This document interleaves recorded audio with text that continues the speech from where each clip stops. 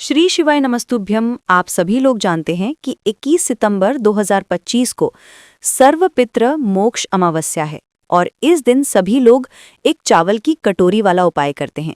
जिन लोगों ने भी पिछले साल इस उपाय को किया था, आज उन लोगों के पास किसी चीज की कमी नहीं है।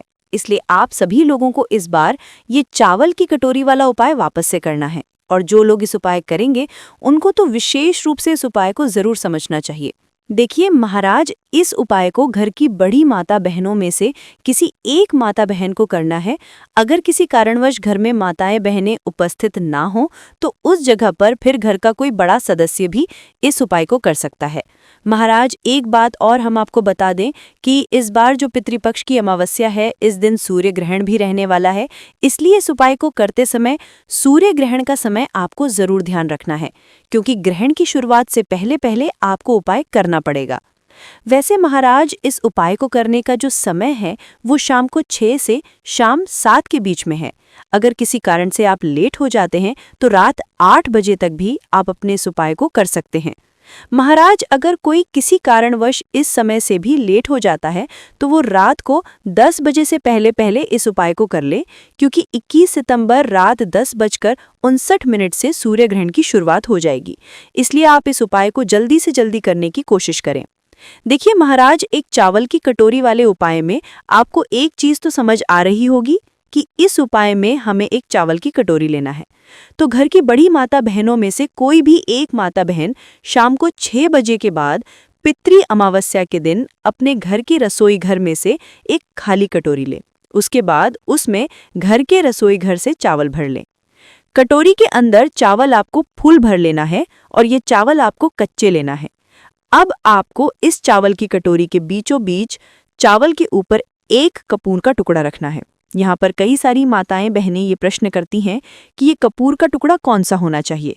तो देखिए, बाजार में आपको 2 तरह का कपूर मिलता है, पहला टुकड़े वाला और दूसरा गोली वाला। कपूर आपको मिल जाए वो लेना है, पर जो भी कपूर हो वो असली होना चाहिए। महाराज, अब अगर आपने कपूर का टुकड़ा लिया है तो मीडियम साइज का कपूर का टुकड़ा तोड़कर चावल के बीचों बीच रख दो, या कपूर की गोलियां ली हैं तो 3-4 गोलियां कपूर की लेकर चावल के बीचों बीच रख दो। अब आपको इस चावल की कटोरी को शाम को 6 बजे से 7 बजे के या रात 10 बजे के पहले पहले अपने घर के रखनी है।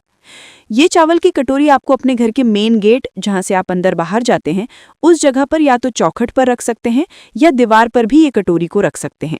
इस कटोरी को आपको अपने घर के दरवाजे पर थोड़ा सा बाहर की साइड करके रखना है। महाराज, अब चाहे आप चौखट पर रखें या दीवार पर, ध्यान आपको ये बात रखना है कि ये चावल की कटोरी पूरी अमावस्या की रात आपके घर के मेन गेट पर रखी रहेगी। इसलिए आप इस हिसाब से ही इस चावल की कटोरी को दरवाजे पर रखिएगा कि कोई भी जानवर जैसे कि गाय, कुत्ता या बिल्ली आपकी इस चावल की कटोरी को नुकसान न पहुंच पाए। आप चाहें तो इस चावल की कटोरी के आसपास कुछ ईंटें रख सकते हैं और ऊपर से कुछ ढक भी सकते हैं, जिससे कि आपकी चावल की कटोरी पूरी रात भर सुरक्षित रहे। अब जैसे ही आप इस चावल की कटोरी को अपने घर के दरवाजे पर रख देते हैं तो आप अपने घर के अंदर वापस आ जाइए और अपने बाकी के भी काम हैं उन्हें कर लीजिए और रात्रि में सो जाएगा। कोशिश करना कि ये उपाय आप तब करें जब आपके घर के सभी सदस्य आपके घर के अंदर उपस्थित हों और चावल की कटोरी को घर के दरवाजे पर रखने के बाद कोई भी सदस्य घर के बाहर ना जाए। अब आप इसे चावल की कटोरी को पूरी रात भर के लिए अपने घर के दरवाजे पर छोड़ दें और अगले दिन सुबह शारदीय नवरात्रि शुरू हो जाएगी, यानी कि कम लग जाएगी।